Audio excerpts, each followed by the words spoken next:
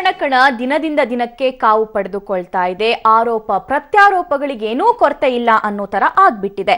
ಸುಮಲತಾ ಹೆಸರಿನ ಮೂವರು ಅಭ್ಯರ್ಥಿಗಳು ಕಣದಲ್ಲಿರುವಂತೆ ಅಭ್ಯರ್ಥಿಗಳಿಗೆ ಥೇಟ್ ಸುಮಲತಾ ಅಂಬರೀಶ್ ಅವರಂತೆ ಡ್ರೆಸ್ ತೊಡಿಸಿ ಅದೇ ಫೋಟೋವನ್ನ ಇವಿಎಂಗೆ ಕೊಟ್ಟಿದ್ದಾರೆ ಅನ್ನೋ ಆರೋಪ ಕೇಳಿ ಬಂದಿದೆ.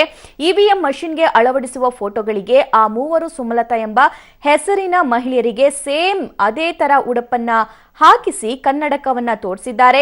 ಅಲ್ಲದೆ ನನ್ನನ್ನೇ ಹೋಲುವ ಹಾಗೆ ರೆಡಿ ಮಾಡಿ ಫೋಟೋ ಹಾಕಿಸಿ ಮತದಾರರಲ್ಲಿ ಗೊಂದಲ ಸೃಷ್ಟಿ ಮಾಡಲು ಹೊರಟಿದ್ದಾರೆ ಅಂತ ಸುಮಲತಾ ಜೆಡಿಎಸ್ ವಿರುದ್ಧ ಆರೋಪಿಸಿದ್ದಾರೆ. ಆದರೆ ಈ ಆರೋಪವನ್ನ ನಯವಾಗಿಯೇ ನಿರಾಕರಿಸಿರುವ ದಳಪತಿಗಳು ಸುಮಲತಾ ಚುನಾವಣಾ ಅಧಿಕಾರಿಗಳಿಗೆ ಕೊಟ್ಟಿರುವ ಫೋಟೋದಲ್ಲಿ ಕನ್ನಡಕವನ್ನೇ ಹಾಕಿಲ್ಲ ಅಂದಿದ್ದಾರೆ.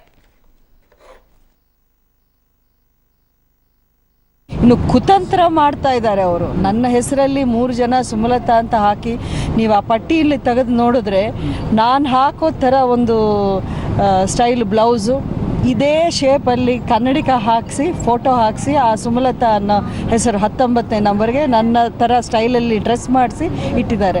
ಈ ರೀತಿಯ ಅಂದರೆ ಕೀಳ್ಮಟ್ಟದ ಮೋಸದ ಕುತಂತ್ರ ಮಾಡಿಕೊಂಡು ಅವ್ರು ಯಾರಿಗೆ ಪಾಯಿಂಟ್ ಔಟ್ ಮಾಡ್ತಾರೆ? ಫಸ್ಟ್ ಅವ್ರ ಕಡೆಗೆ ನೋಡ್ಕೊಳ್ಳಿ ಯಾವ ಲೆವೆಲ್ಗೆ ಅವ್ರು ಇಳಿದಿದ್ದಾರೆ ಅಂತ. ಮುಖ್ಯಮಂತ್ರಿ ಅನ್ನೋ ಸ್ಥಾನದಿಂದ ಯಾವ ಲೆವೆಲ್ಗೆ ಅವ್ರು ಇಳಿತಾ ಇದ್ದಾರೆ ಅಂತ ಅವರು ಅದನ್ನು ಪರಿಶೀಲನೆ ಮಾಡಿಕೊಳ್ಳಿ.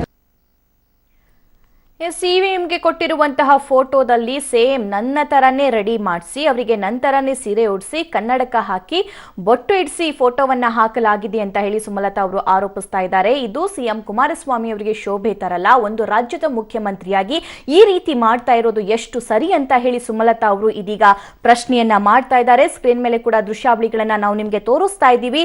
ಅದರಲ್ಲಿ ಸುಮಲತಾ ಅನ್ನುವಂಥವ್ರು 3 ಜನ ಕಂಟೆಸ್ಟ್ ಮಾಡ್ತಾ ಇದ್ದಾರೆ. ಅದರಲ್ಲಿ ಒಬ್ರು ಥೇಟ್ ಸುಮಲತಾ ಅಂಬರೀಶ್ ತರನೇ ರೆಡಿ ಮಾಡಿಸಿ ಆ ಫೋಟೋವನ್ನ ಇವಿಎಂಗೆ ಕಳುಹಿಸಿ ಕೊಟ್ಟಿದ್ದಾರೆ ಅಂತ ಹೇಳಿ ಇದೀಗ ಸುಮಲತಾ ಅವರು ಆರೋಪ ಮಾಡ್ತಿದ್ದಾರೆ.